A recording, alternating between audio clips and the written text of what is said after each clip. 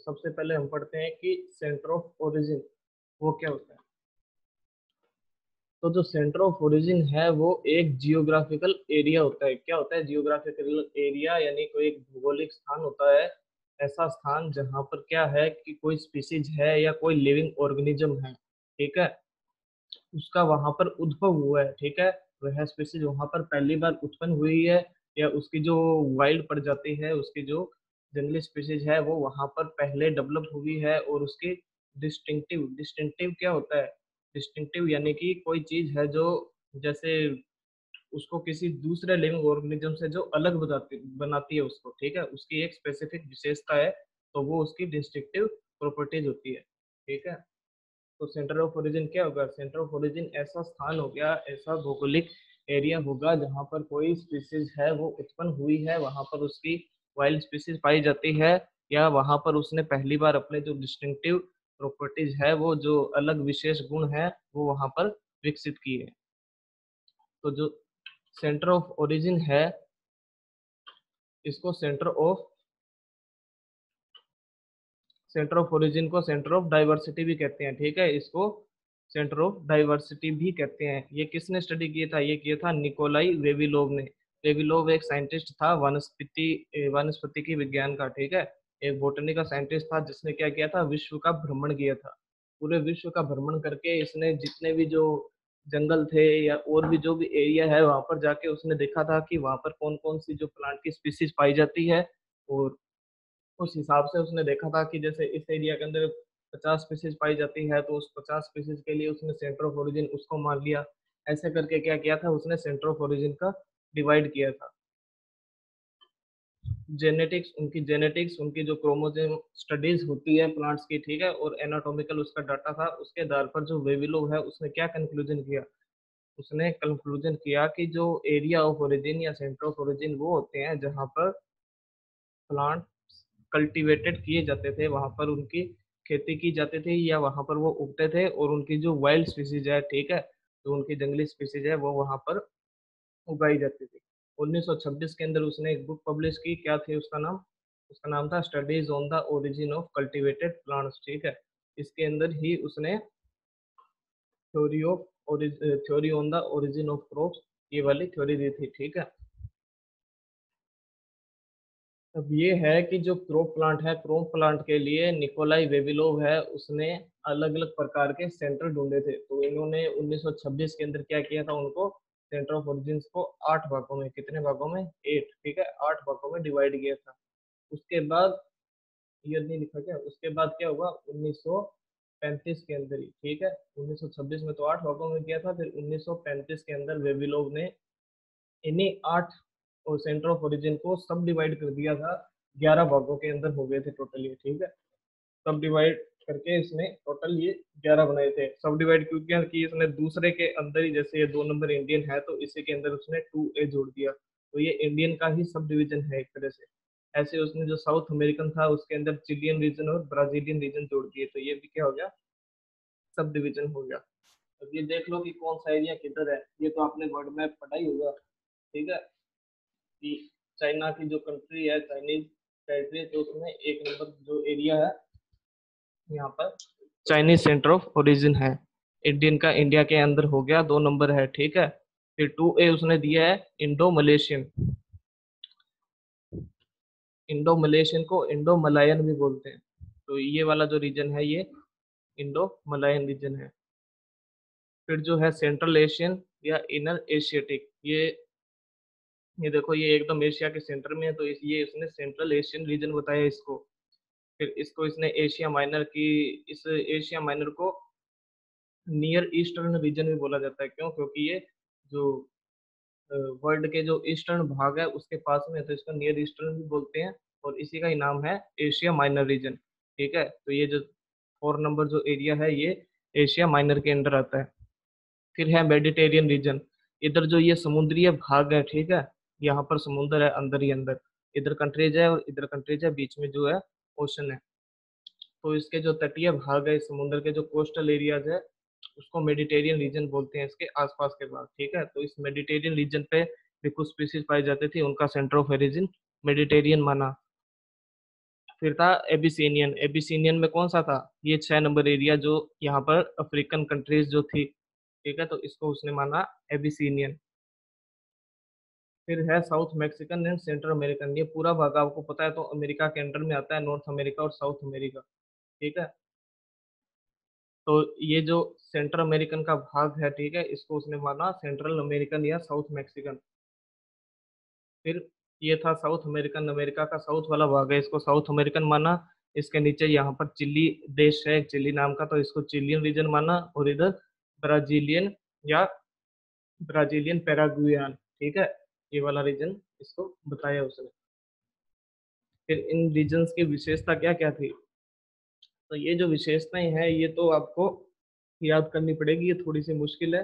लेकिन अगर विशेषताएं ज्यादा नहीं याद होती है तो आपको इतना पता होना चाहिए, स्पीसीज की संख्या चाहे आपको नहीं पता हो, लेकिन आपको इतना पता होना चाहिए कि इसका सेंटर का नाम क्या है एक तो, ठीक है, सेंटर के नाम के साथ में इसमें क्या क्या पाया गया था, ये दो चीजें तो आपको पता होनी चाहिए।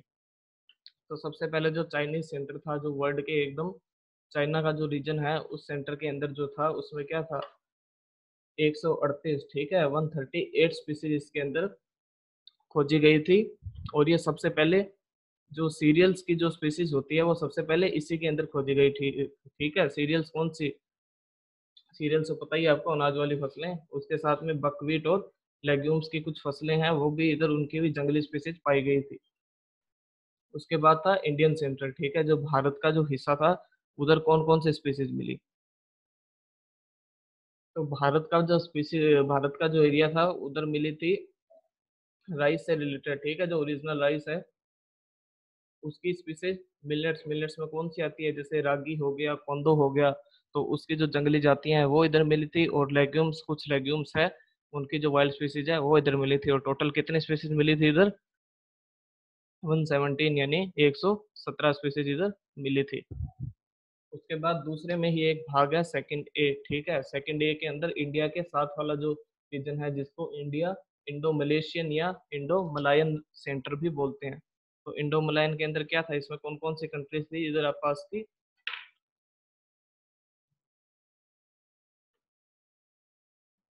इधर इंडोनेशिया और फिलीपींस, इसके आसपास का जो एरिया था, ठीक है, ये दोनों कंट्रीज में इंक्लूड थी। और इनके आसपास का जो एरिया था वो इंडो मलायन सेंटर के अंदर आया था।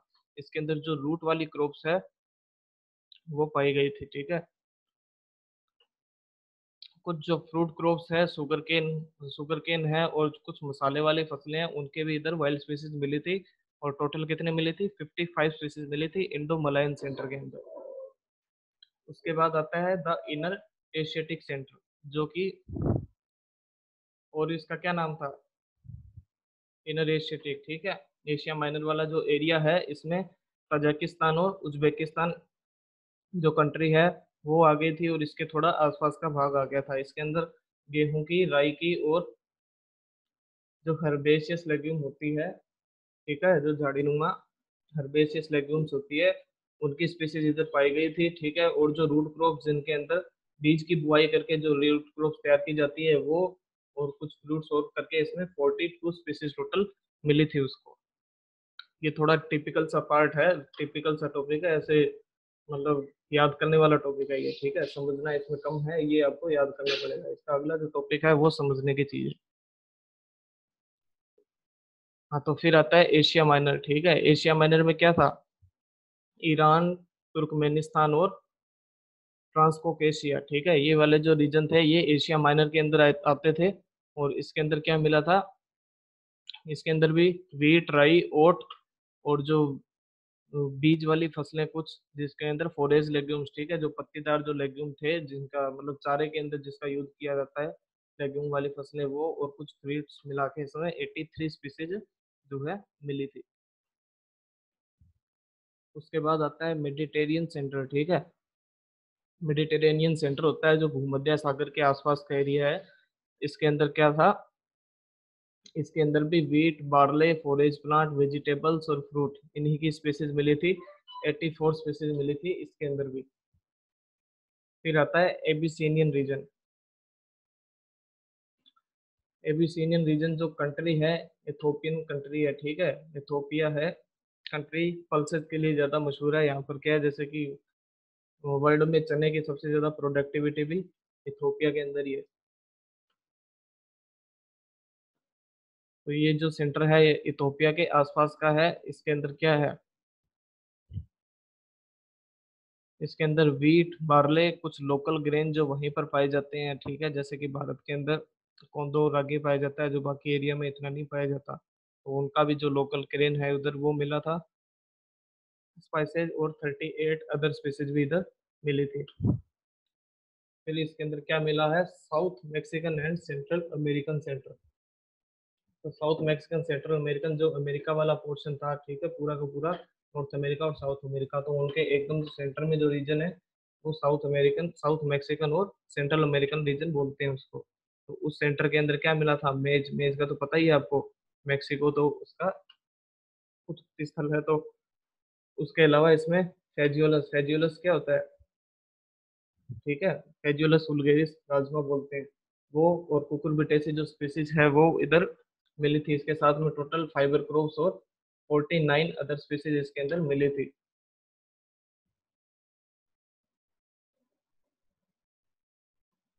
फिर है साउथ अमेरिकन रीजन, ठीक है। साउथ अमेरिका का जो रीजन था जहाँ पर कौन कौन सी कंट्रीज थी, बोलीविया, पेरू और एक्वाडोर, ठीक है। ये जो कंट्रीज थी इनके आसपास का जो रीजन था, इधर क्या था, पोटैटो की स्पीसीज मिली थी, कुछ रेन क्रॉप, ग्रेन क्रॉप्स और एंडेस वेजिटेबल्स, स्पाइसेज यानी मसाले और फलों की कुछ स्पीसीज पाई गई थी। इसके साथ में ड्रग्स होती है, ड्रग्स कौन सी, कोकेन, क्विनोन और क्विनाइन और टोबैको, इनकी स्पीसीज इधर मिली थी। और टोटल 45 प्रजातियां इस एरिया के अंदर मिली थी। फिर था चिलियन सेंटर। चिलियन सेंटर जो चिली नाम का देश है उसके आसपास का जो रीजन था उसको बोलते हैं चिलियन रीजन, ठीक है। इधर ओनली 4 ही स्पीसीज मिली थी, ठीक है। इधर ओनली 4 ही स्पीसीज मिली थी। और इसमें से सोलेनम ट्यूबरोसम था जो, ये भी चिलियन सेंटर से ओरिजिनेट हुआ था, ठीक है। तो इसमें क्या है, इसमें डोमेस्टिकेशन टाइप में भी जगह थी कि इसके आसपास के जो सेंटर ऑफ ओरिजिन थे उससे चिलियन सेंटर के अंदर पे कुछ स्पीसीज ऐसी पाई गई थी जो आसपास के एरिया में पाई जाती थी, उधर डोमेस्टिकेट किया गया था उसको चिलियन सेंटर के अंदर, तो वहां पर भी उसकी स्पीसीज मिलती है।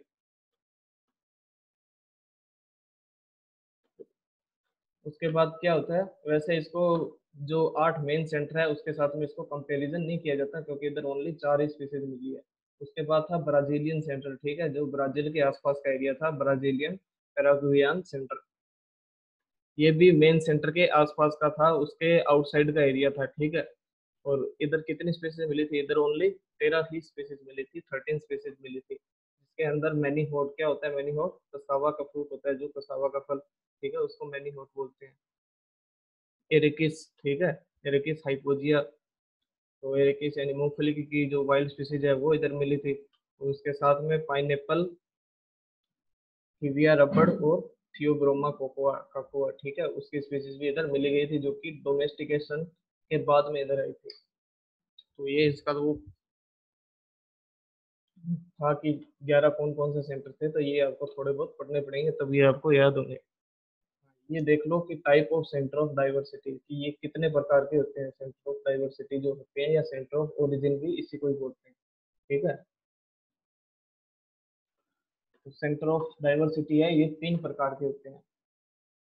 जो तीसरा प्रकार है उसकी भी हम डेफिनेशन वगैरह देखेंगे, लेकिन ये जो दो है, प्राइमरी सेंटर ऑफ डाइवर्सिटी और सेकेंडरी सेंटर ऑफ डाइवर्सिटी, ये थोड़ा इंपॉर्टेंट है। ये देखो क्या है ये, कि प्राइमरी सेंटर ऑफ डाइवर्सिटी वो होता है जहां पर वास्ट जेनेटिक डाइवर्सिटी यानी बहुत अत्यधिक आनुवंशिक विविधता पाई जाती है, ठीक है। बहुत मतलब एक ही वंश की कई जातियां उधर पाई जाती है, जैसे ट्रिटिकम, तो ट्रिटिकम में खाली ट्रिटिकम मेस्टिकम थोड़ी है, ट्रिटिकम मोनोकोकम, ट्रिटिकम डाइकोकम, ऐसे करके ट्रिटिकम ड्यूरम कई स्पीसीज है ना। तो जैसे ट्रिटिकम की कई स्पीसीज कहीं पे मिल गई एक साथ ही, तो वहां पर क्या हो गया, उसी ट्रिटिकम की बहुत ज्यादा डाइवर्सिटी होगी। तो उस तरह के जो एरिया होते हैं वो उससे बोलते हैं प्राइमरी सेंटर ऑफ डाइवर्सिटी। ये ओरिजिनल होम होते हैं। ओरिजिनल होम का क्या मतलब है, ओरिजिनल होम का मतलब है कि यहीं पर ये वैरायटी, ये यहीं पर ये स्पीसीज बनी है, यहीं पर इसका उद्भव हुआ है, ठीक है, जहाँ पर वैरायटी पहली बार उत्पन्न हुई है। तो इसलिए इसको ओरिजिनल होम बोला जाता है। ये अनकल्टिवेटेड एरिया होते हैं, ठीक है। अनकल्टिवेटेड यानी कि ये कोई जंगल का या उस तरह का एरिया होता है जहाँ पर खेती नहीं की जाती, यहाँ पर ओनली उसका उद्भव होता है किसी फसल का या किसी स्पीसीज का। जो माउंटेन्स यानी पर्वत और पहाड़ होते हैं, ठीक है, रिवर वैली यानी जो नदियों की घाटियां होती है, और वन होते हैं, ये जो इस प्रकार के एरिया होते हैं, इनको ये प्राइमरी सेंटर्स ऑफ डाइवर्सिटी के अंदर आते हैं। क्यों? क्योंकि यहाँ पर खेती तो होती नहीं है, फसलों की खेती नहीं होती। इसका मतलब क्या है?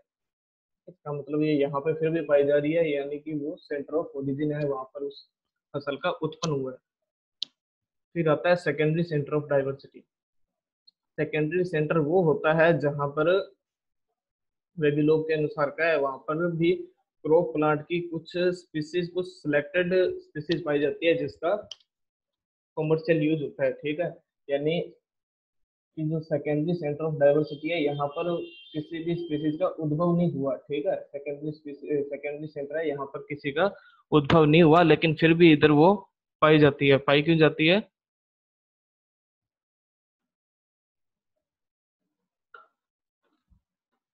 हाँ, वो पाई क्यों जाती है? क्योंकि वहां पर या तो किसी मतलब आसपास के एरिया में अगर कोई लोग रहते थे तो उन्होंने प्राइमरी सेंटर पे देखा कि ये इधर कई स्पीसीज है, जैसे गेहूं है तो उसकी कई स्पीसीज है, लेकिन जो टिटिकम मेस्टिकम है ये थोड़ा खाने योग्य भाग है, तो वो उसको लेके सेकेंडरी सेंटर ऑफ ओरिजिन पे लेके आ गए। लेकिन पहली बार लेके आए गए तो उसमें फिर जेनेटिक वेरिएशन या म्यूटेशन वगैरह होते रहे, तो डाइवर्सिटी तो वहां भी बन गई, ठीक है। डाइवर्सिटी तो वहां भी बन गई, लेकिन वहां पर एक सिलेक्टेड डाइवर्सिटी बनी। वहां पर क्या है? खाने योग्य चीजें बनी है, यानी कि वो यूज वाली चीजें बनी है, तो उसको बोलते हैं सेकेंडरी सेंटर ऑफ डाइवर्सिटी। इसमें जब थोड़ा सा डिफरेंस करेंगे तो इसमें अंतर समझ आ जाएगा, ठीक है। तो देखो, प्राइमरी सेंटर और सेकेंडरी सेंटर। जो प्राइमरी सेंटर है इसमें वाइड जेनेटिक डाइवर्सिटी पाई जाती है, यानी कि इसमें अत्यधिक विविधता पाई जाती है। एक स्पीसीज के अगर हमें 10 प्लांट मिल गए तो वो 10 प्लांट जेनेटिक रूप से पूरी तरह से अलग होते हैं, ठीक है। इतनी डाइवर्सिटी पाई जाती है। लेकिन सेकेंडरी सेंटर है ये लेसर जेनेटिक डाइवर्सिटी, यानी यहाँ पर प्राइमरी सेंटर की तुलना में कम जेनेटिक डाइवर्सिटी पाई जाती है, ठीक है। यानी कि आनुवंशिक विविधता कम होती है। जब हम उनको अंदर से उसका अध्ययन करते हैं तो 10 में से क्या है, वो 10 में से वो 4 ही प्रकार के पौधे मिलते हैं, ठीक है। जैसे एक पौधा दो है, एक पौधे की संख्या 3 हो गई, ऐसे करके 4 प्रकार की मिले। लेकिन प्राइमरी सेंटर में क्या हो गया, 10 पौधे मिले और 10 के 10 अलग अलग प्रकार के हो गए, एक स्पीसीज के, लेकिन अलग अलग उसमें जेनेटिक उनकी संरचना है, तो उसको बोलेंगे प्राइमरी। और सेकेंडरी में लेस जेनेटिक डाइवर्सिटी। फिर क्या है प्राइमरी सेंटर में? प्राइमरी सेंटर में जो डोमिनेंट जीन होते हैं, ठीक है। डोमिनेंट जीन का मतलब तो समझते ही हो, जो कैपिटल होता है, ठीक है। तो डोमिनेंट जीन की संख्या अधिक होती है इनके जीन्स के अंदर। लेकिन जो सेकेंडरी सेंटर्स होते हैं उसमें रेसेसिव जीन, यानी कि रेसेसिव जीन की संख्या क्या है, अधिक होती है।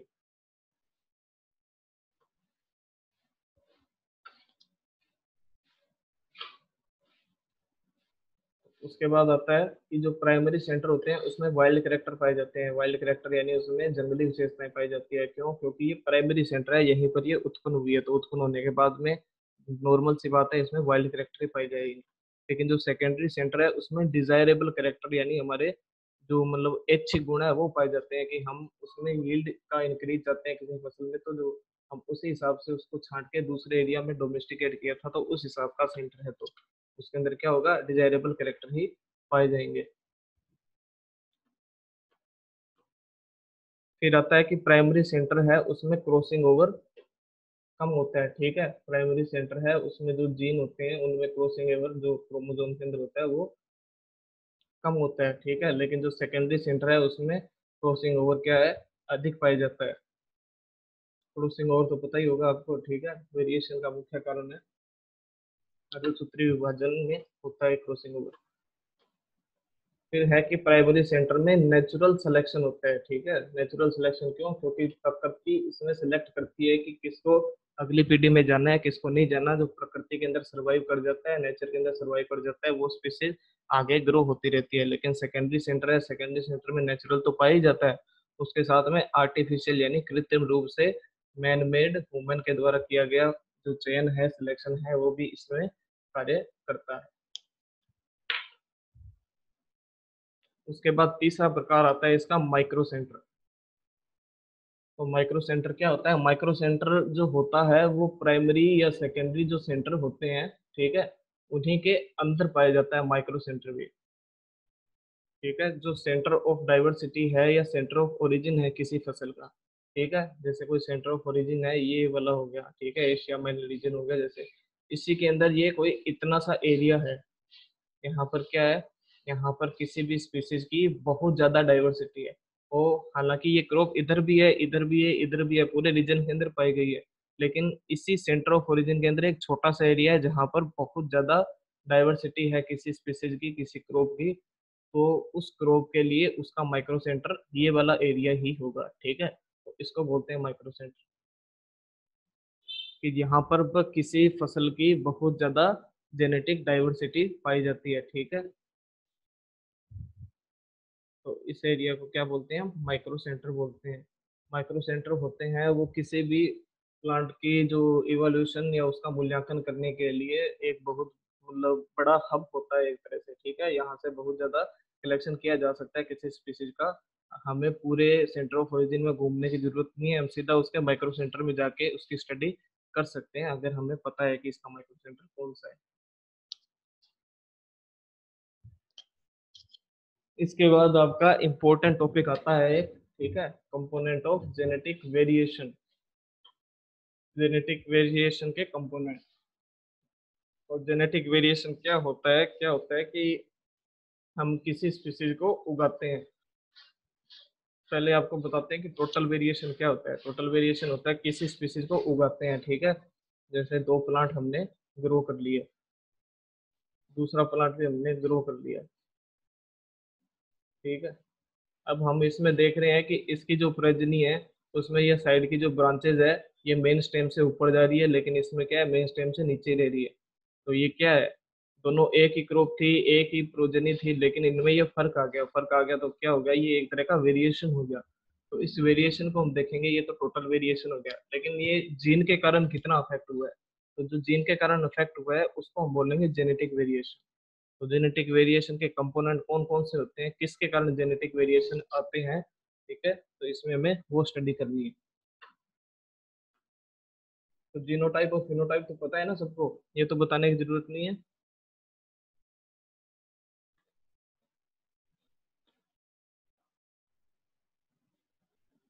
हाँ, तो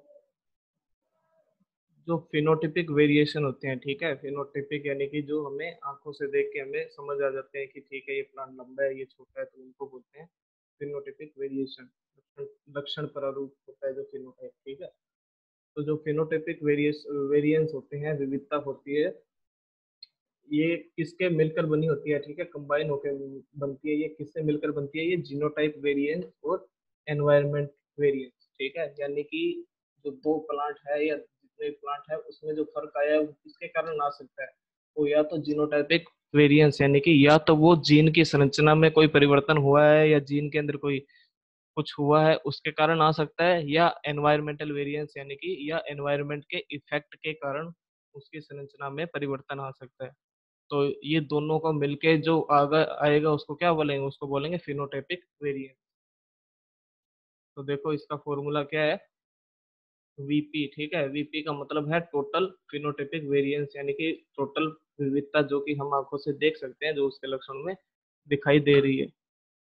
तो टोटल वेरिएंस क्या होगा? वीजी। वीजी क्या होता है? वीजी का मतलब हो गया जीनोटिपिक वेरिएंस, ठीक है, जो जीनोटाइप के कारण या जो जेनेटिक वेरिएंस है उसका वो।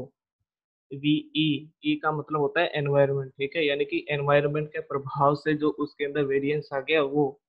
और वीजीई, वीजीई का मतलब है जी से बना देखो जेनेटिक और ई से एनवायरनमेंट, यानी जो जीन और एनवायरनमेंट के आपस में इंटरेक्शन के कारण जो वेरिएंस आ गया वो, ठीक है। जब ये तीनों वेरिएंस आपस में हम जोड़ देंगे तो हमें पता चल जाएगा कि किसी भी स्पीसीज के अंदर टोटल जो फिनोटिपिक वेरिएंस आ रहा है वो क्या है, ठीक है, टोटल जो हमें दिखने में उसमें जो फर्क पता लग रहा है वो क्या है, किससे पता चल जाएगा हमें? उसके जेनेटिक वेरिएशन, उसके एनवायरमेंटल वेरिएशन और उसके जेनेटिक और एनवायरमेंट में आपस में इंटरेक्शन के कारण जो वेरिएशन आया है उनको देख के हमें ये पता चल जाएगा। फिर है कि एनवायरनमेंट तो देखो सीधा एनवायरनमेंट से ही आ गया, और जीई यानी जेनेटिक और एनवायरनमेंट दोनों के इंटरेक्शन से आ ही गया। एक बार फिर देख लो, ठीक है। ये बढ़िया चीज है, देखो अगर आप बुक से पढ़ोगे तो आपको ये समझ नहीं आएगी, क्योंकि उसमें लैंग्वेज ही इसी तरह लिखी होगी। लेकिन इसमें मैं आपको बताऊंगा, जीन से जोड़ जोड़ के बताऊंगा कि क्या क्या होता है, ठीक है। तो ये ऐसे कह रहा है कि जो किसी भी फसल में जो फिनोटिपिक वेरिएंस आता है, ठीक है, फिनोटिपिक वेरिएंस यानी जो किसी फसल को हमें या जो किसी प्लांट को हमें देखकर पता चल जाता है उसके लक्षण प्रारूप, ठीक है। तो उसमें जो वेरिएंस आता है वो किस कारण आ सकता है, तो वो आ सकता है उसके एक तो जेनेटिक फैक्टर के कारण, ठीक है। अगर उसके जीन के अंदर कोई भी परिवर्तन आया तो उसके कारण। अगर कोई जीन से परिवर्तन नहीं आया है तो हो सकता है कि एनवायरनमेंट कोई टाइप टेम्परेचर ऐसा हो गया हो या कोई ऐसी एनवायरमेंटल कंडीशन उसको मिल गई हो जिसके कारण उसमें अंतर आ गया है, उसमें प्लांट की संरचना में परिवर्तन आ गया है। तो उसको क्या बोलेंगे, वो होगा वीई यानी एनवायरमेंटल वेरिएशन, ठीक है। या तीसरी कंडीशन क्या हो सकती है, तीसरी कंडीशन हो सकती है कि उसके जो जेनेटिक फैक्टर है किसी क्रॉप के, उस जेनेटिक फैक्टर का एनवायरनमेंट के साथ में कोई अन्योन्य क्रिया हो गई, कोई इंटरेक्शन हो गया आपस में, उसके कारण कोई परिवर्तन हो सकता है आ जाए। तो जब हम ये तीनों फैक्टर आपस में पढ़ लेंगे इसमें, जैसे कोई इसके कारण थोड़ा सा परिवर्तन आ गया, थोड़ा बहुत इसी के कारण भी आ गया, और थोड़ा इसके कारण ही हो गया, ये तीनों फैक्टर आपस में काम कर गए, तो तीनों को अगर हम जोड़ देंगे तो हमें क्या पता चल जाएगा, हमें पता चल जाएगा कि उसमें टोटल फिनोटाइपिक वेरिएशन कितना आया है, ठीक है। टोटल उसमें कितनी विविधता आ गई है। तो जो एनवायरनमेंट है वो तो डायरेक्ट एनवायरनमेंट से होगा ही, और जीई भी सीधा ही रहेगा, लेकिन जो जेनेटिक है, तो जेनेटिक वेरिएशन है वो कई तरह से आ सकता है, ठीक है। तो उसके लिए हम पढ़ेंगे कंपोनेंट ऑफ जेनेटिक वेरिएशन की, जो कंपोनेंट जो जेनेटिक वेरिएशन है वो किस किस कारण से आ सकता है। अब देखो जो जेनेटिक वेरिएशन है वो तीन प्रकार में हम उसको बांट सकते हैं, ठीक है। जेनेटिक वेरिएशन को हम तीन प्रकार से बांट सकते हैं। पहला है एडिटिव जेनेटिक वेरिएंस। जो एडिटिव जेनेटिक वेरिएंस है उसमें किसी पर्टिकुलर एलील की इनहेरिटेंस होती है। इसको देखो अपने सीधे एग्जाम्पल से पढ़ते हैं, ठीक है। जैसे कि दो जीन है, एक तो ए है और एक बी है, ठीक है। अब अगर जीन दो होंगे तो एक जीन के अंदर दो एलील भी होंगे, ये भी आपको पता है कि अगर डोमिनेंट ए है तो रेसेसिव ए भी होगा, ठीक है। तो ये रेसेसिव ए भी होगा, और अगर डोमिनेंट बी है तो रेसेसिव बी भी होगा, छोटा बी बोलते हैं इसको, ठीक है। ए भी होगा। अब जब हमें ये पता चल रहा है कि कोई एकदम होमोलोगस स्पीसीज है, होमोलोगस यानी एकदम जो समयुग्मजीय स्पीसीज है जिसके अंदर ये दो जीन है, ये दोनों किसको कंट्रोल कर रहे हैं, जैसे कि ये दोनों किसी फसल की उपज को प्रभावित कर रहे हैं, ठीक है। उपज को प्रभावित कर रहे हैं, और किसी की उपज जब ये दोनों जीन के सारे एलील डोमिनेंट उत्पन्न होते हैं, ठीक है, सारे के सारे डोमिनेंट है ना, देखो, तो उसकी उपज कितनी हो रही है, 20 यूनिट हो रही है, या 20 क्विंटल हो रही है, या 20 केजी हो रही है, कुछ भी मान लो इसको, ठीक है। कितनी उत्पन्न हो रही है, 20 उत्पन्न हो रही है। और हमें ये पता चल रहा है कि जो डोमिनेंट ए है, ठीक है, ये 6 यूनिट की मतलब 6 क्विंटल की उपज दे रहा है, या 6 यूनिट की उपज दे रहा है। इसी में जो रेसेसिव है वो क्या कर रहा है, वो हमें 3 की यील्ड दे रहा है। जो डोमिनेंट बी है वो भी 6 की यील्ड दे रहा है, और जो रेसेसिव बी है वो भी 3 की यील्ड दे रहा है। इतनी चीज समझ आ गई, ठीक है। और ये जो चारों मिलके जब देखें तो 20 की यील्ड दे रही है। 20 की कैसे दे रही है, कि ये डोमिनेंट है कितने का हो गया, 6 का, प्लस ये कितने का हो गया, ये भी 6 का हो गया, ठीक है। ये कितने का हो गया, और ये इसको चेंज करते थोड़ा सा नंबर को, इधर अपने 4 मान लेते हैं इसको, ठीक है, तभी ये इसको 20 बना के हम समझ सकेंगे, ठीक है। अब ये कितने के हो गए, ये फिर से 6 के हो गए, ये कितने का हो गया, ये भी 6 का हो गया, ठीक है। 6 6 12 और 6 24, ठीक है। ये 20 की नहीं दे रहे, देख लो, ये मान लो 24 की यील्ड दे रहे हैं। इतनी चीज समझ में आ गई कि ये 24 की क्यों दे रहे हैं, क्यों, क्योंकि इनकी वैल्यू है, ये हमें इतना योगदान दे रहे हैं जीन के अंदर, ठीक है। लेकिन इसी की जब स्पीसीज के अंदर दूसरी कंडीशन ऐसा होता है कि जब किसी क्रॉसिंग के कारण हमें ये चीज मिल गई, क्या, कि हमें डोमिनेंट ए, स्मॉल ए, डोमिनेंट बी और स्मॉल बी मिल गया। तो ये कह रहे हैं कि अब इसकी यील्ड कितनी होगी। तो इसकी यील्ड कितनी हो जाएगी, देखो इसकी वैल्यू कितनी है 6, इसकी कितनी है 4, इस बी की कितनी है 6, इसकी वैल्यू जिधर लिखी हुई है मैंने, ठीक है, ये देख लेना, एग्जाम्पल के लिए है ये, ठीक है। और फिर ये स्मॉल बी की कितनी है वैल्यू, स्मॉल बी की है 4। तो अब हम जब इसको जोड़ देंगे तो यील्ड कितनी आ जाएगी, 10 और 10 20 आ जाएगी ना। देखो इन चारों को जोड़ देंगे। तो अब हमने इस चारों को क्यों जोड़ा है, तो ये हमने इसलिए जोड़ा है क्योंकि इसमें एडिटिव जेनेटिक वेरिएंस है। अब देखो, अब हम पढ़ते हैं कि एडिटिव जेनेटिक वेरिएंस क्या होता है। आपने एग्जांपल से समझ लिया, अब हम इसको थ्योरी से समझते हैं। थ्योरी से देखो कि जो एडिटिव जेनेटिक वेरिएंस होता है, इसके अंदर इनहेरिटेंस होती है एक पार्टिकुलर एलील की, ठीक है। जीन की नहीं बोल रहा, ये एलील की बोल रहा है, ठीक है। ए ए जैसे ये कोई है तो इसके अंदर दो एलील है, दो कौन से होंगे, ए और रेसेसिव ए, ठीक है। ये दो एलील हो गए, तो ये कह रहे हैं पर्टिकुलर एलील होता है, उसकी वंशागति होती है, ठीक है। और उस एलील का इंडिपेंडेंट इफेक्ट होता है, यानी उसका स्वतंत्र प्रभाव होता है किसी विशिष्ट फिनोटाइप के अंदर। फिनोटाइप अपने इसमें क्या माना है, फिनोटाइप माना है हमने उपज को, यानी यील्ड को, यील्ड को माना है, ठीक है।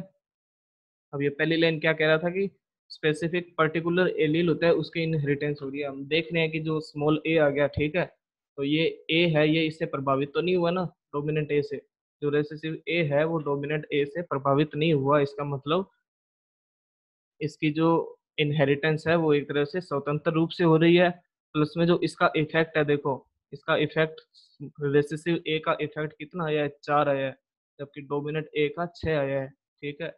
ये दोनों एक ही जीन के एलील है, डोमिनेंट ए और स्मॉल ए, फिर भी दोनों का इंडिपेंडेंट इफेक्ट आया है, ठीक है। तो इस कंडीशन को क्या बोलते हैं, इस कंडीशन को बोलते हैं एडिटिव जेनेटिक वेरिएंस, ठीक है। एडिटिव का मतलब है कि जो एलील है उस एलील का अपना खुद का स्वतंत्र प्रभाव होगा, ठीक है। वो अपने डोमिनेंट एलील से नहीं दबेगा, ना उसको कोई फर्क पड़ेगा कि उसके साथ वाला जो एलील है वो डोमिनेंट है या रिसेसिव है, उसका केवल खुद का प्रभाव होगा।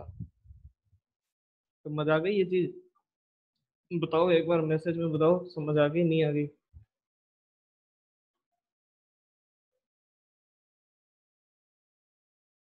ठीक है, वेरी गुड, सबको समझ आ गई, ठीक है। तो एडिटिव जेनेटिक वेरिएंस समझ आ गया। तो अब इसका अगला कंपोनेंट कौन सा है, देखो 3 कंपोनेंट है। दूसरा कंपोनेंट इसका क्या है, दूसरा कंपोनेंट है इसका डोमिनेंट वेरिएंस, ठीक है। तो अब डोमिनेंट वेरिएंस क्या होता है, इसको भी हम डायरेक्ट एग्जांपल से ही समझते हैं, उसके बाद हम थ्योरी पढ़ेंगे। तो इसके अंदर क्या होगा, इसके अंदर वैल्यू हम वही मानते हैं, क्या मानते हैं, देखो इसमें भी सेम एग्जांपल लेते हैं, ठीक है। इसमें भी हम ये देख रहे हैं कि जो ए है, डोमिनेंट ए, ये 6 यूनिट यील्ड उत्पन्न कर रहा है। डोमिनेंट बी है वो भी 6 कर रहा है। स्मॉल ए है वो कितनी कर रहा है, ये 3 कर रहा है। जो स्मॉल बी है, ठीक है, रेसेसिव बी, ये भी 3 कर रहा है। अब इसके अंदर क्या होगा, वैसे तो आपको पता ही है कि जो अगर सारे के सारे डोमिनेंट आ जाएंगे तो कितनी यील्ड आ रही है, ठीक है। ये सारे आ गए तो कितनी यील्ड आएगी, 6 और 6 12, 12 और 6 18, 18 और 6 24, 24 आ जाएगी। कैसे आएगी ये आपको अभी बता दिया है मैंने, ठीक है। 6 + 6 + 6, ठीक है, 6 और 6 को जोड़ते रहेंगे। लेकिन ये ऐसे बोल रहा है कि अगर इसके अंदर ये कंडीशन आती है, ठीक है, अगर ये कंडीशन आती है तो इस कंडीशन के अंदर भी यील्ड 24 होगी। तो इसके अंदर 24 क्यों होगी, इसके अंदर 24 ये इसलिए होगी कि इस जीन का जो डोमिनेंट एलील है, ठीक है, जो डोमिनेंट एलील है वो रेसेसिव एलील के प्रभाव को मास्क कर देता है, उसको छुपा देता है और उसकी जगह अपना प्रभाव ही प्रदर्शित करता है। यानी कि ये जो स्मॉल ए है इसकी जगह भी वो अपना प्रभाव ही प्रदर्शित कर रहा है, उसके प्रभाव को छुपा दे रहा है। इस कारण इधर क्या होगा, ओनली 24 हील्ड ही आई है। ठीक है, जैसे कि मेंडल के हमने लॉ पढ़े थे, तो उसके अंदर क्या था, उसके अंदर हमने पढ़ा था कि जो टी टी आ रहा है ये भी क्या है, ये भी टाल है। ठीक है, किसी प्लांट की लंबाई है। ठीक है, ये ऐसा एग्जाम्पल जो मैं बता रहा हूँ ये ऐसा था नहीं, लेकिन ओनली फॉर समझने के लिए मैं बता रहा हूँ कि जो टाल पौधा था, ठीक है, टाल था जिसकी की डोमिनेंट टी था। उसके बाद क्या था, उसके बाद एक प्लांट था जिसमें डोमिनेंट टी और स्मॉल टी था, F1 हाइब्रिड था जो। ठीक है, और फिर एक बोना पौधा था। ठीक है, जिसका क्या था, जीनोटाइप रेसेसिव टी थे दोनों। ठीक है, तो इस कंडीशन में ये देखो कि ये उसने मेंडल ने लॉ ऑफ डोमिनेंस दिया था, उसने बताया था कि ये जो डोमिनेंट जीन होता है वो प्रभावी हो जाता है रेसिसिव के ऊपर। अब इसमें देखो जो डोमिनेंट टी है इसकी जो हाइट है, ठीक है, और जो हाइब्रिड बना है, ठीक है, डोमिनेंट टी और रेसिसिव टी दोनों एक साथ उत्पन्न हो गए, उसकी जो हाइट है, ठीक है, तो इन दोनों की हाइट में कोई फर्क नजर आ रहा था क्या हमें? हमने ऐसे पढ़ा था कि जो फिनोटाइप है, फिनोटाइप में तो ये एक दूसरे के समान ही लग रहे थे। वो तो हमने जीन की स्टडी की तो हमें पता चला कि ये क्या है, अशुद्ध रूप है लंबाई का। ठीक है, इसके अंदर स्मॉल टी भी उत्पन्न है। वैसे तो कोई फर्क नहीं था दिखने में। ठीक है, तो फर्क क्यों नहीं था? फर्क इसलिए नहीं था कि इस डोमिनेंट टी ने क्या किया था, रेसिस्टिव टी के ऊपर अपना प्रभाव प्रदर्शित करके यहाँ पर भी खुद का योगदान कर लिया था। ठीक है, इसके जो इसका जो फिनोटाइप है, इसका जो लक्षण है उसको मास्क कर लिया था। तो ऐसा तो नहीं है कि जैसे कि इस टी की जो ये लेंथ दे रहा है 10 की, स्मॉल टी जैसे 5 की दे रहा है, तो इधर 15 की कर दिया, नहीं, इधर भी इसने 20 की थी। ठीक है, तो ये इस हिसाब से ये मतलब ऐसा था नहीं, मैं आपको बता रहा हूँ पूरे एक एग्जाम्पल। ठीक है, ताकि आपको समझ आ जाए। आपको ये ए और बी वाला एग्जाम्पल है, ये आप लिख भी सकते हो अगर आपके आ गए तो। ठीक है, तो समझ गए ये चीज कि ये डोमिनेंस कैसे हुआ। अब देखो डोमिनेंट, इसकी लाइन भी पढ़ लेते हैं कि इसमें लिखा क्या हुआ है। देखो, इसमें लिखा है कि जो डोमिनेंट जेनेटिक वेरिएंस होता है ये किसके लिए होता है, ये फिनोटिपिक डेविएशन, ठीक है, लक्षण प्रारूप विविधता से उत्पन्न होता है, जो कि किस कारण हो रही है, इंटरेक्शन बिटवीन अल्टरनेटिव एलील। ठीक है, अल्टरनेटिव यानी एक ही जीन के जो दो हिस्से हैं, इनका जो आपस में इंटरेक्शन हो रहा है। इंटरेक्शन क्या हो रहा है, इंटरेक्शन ये हो रहा है, इंटरेक्शन ये हो रहा है कि जो डोमिनेंट वाला ए है उसने रेसिसिव वाले ए को मास्क कर दिया, उसकी जगह अपना प्रभाव उत्पन्न कर दिया। ठीक है,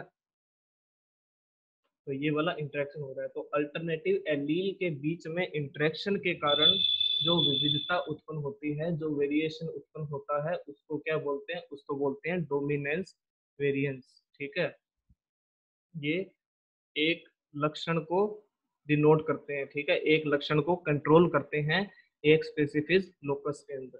ठीक है, तो ये चीज समझ आ गई? ये भी बताओ आया नहीं आया समझ? ये समझ आ गया तो फिर हम अगले पे चलते हैं।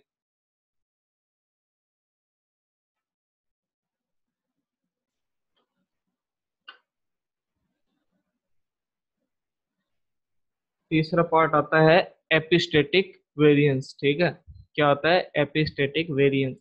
अब एपिस्टेटिक वेरिएंस क्या करे, अब ये इसको मैं एग्जांपल से थोड़ा सा सिर्फ आपको बताऊंगा, लेकिन इसमें कई प्रकार होते हैं। ठीक है, तो वो हम जब जीन इंटरेक्शन पढ़ेंगे उसमें डिटेल से पढ़ेंगे।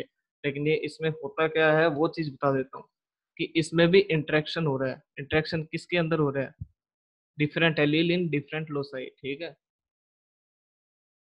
ये देखो, जैसे कि ये है कंडीशन। ठीक है,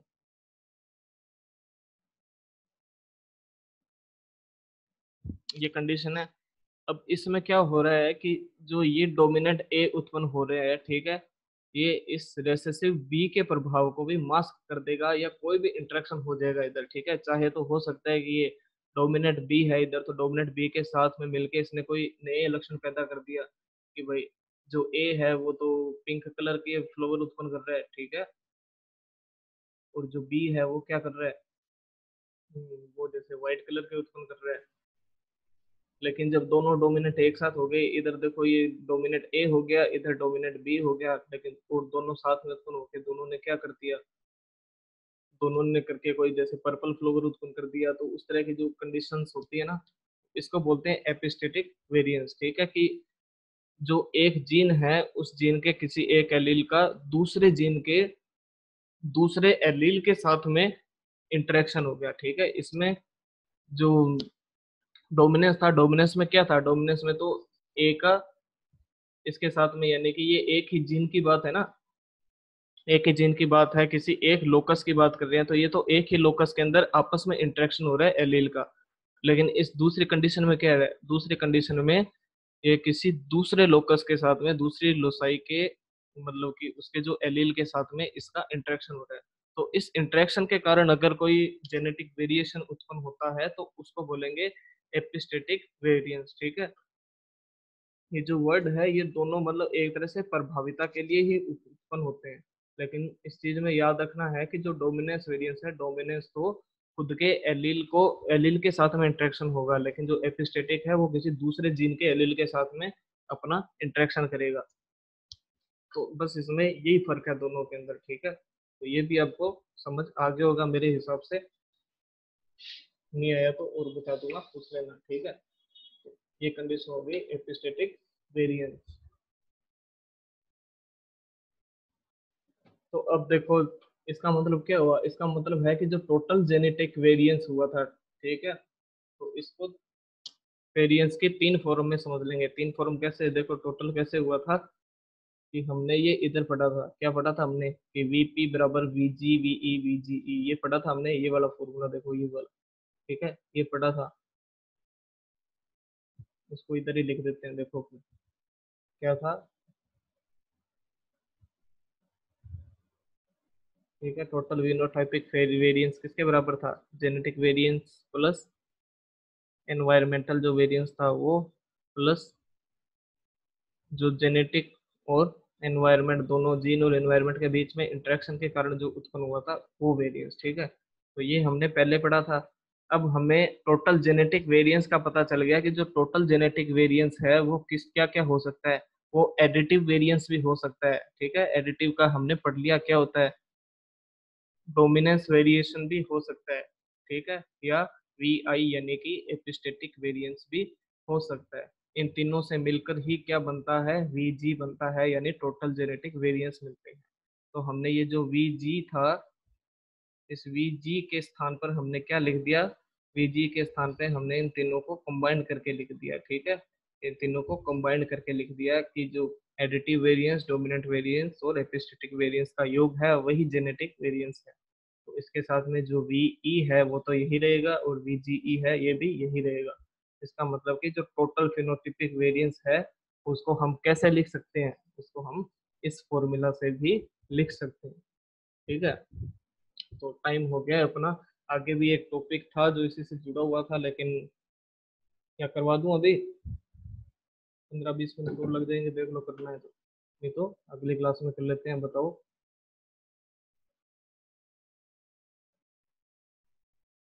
बाकी चीजें आपको समझ आ गई है, फॉर्मूला आ गई है, इसकी पीडीएफ में भेजूंगा।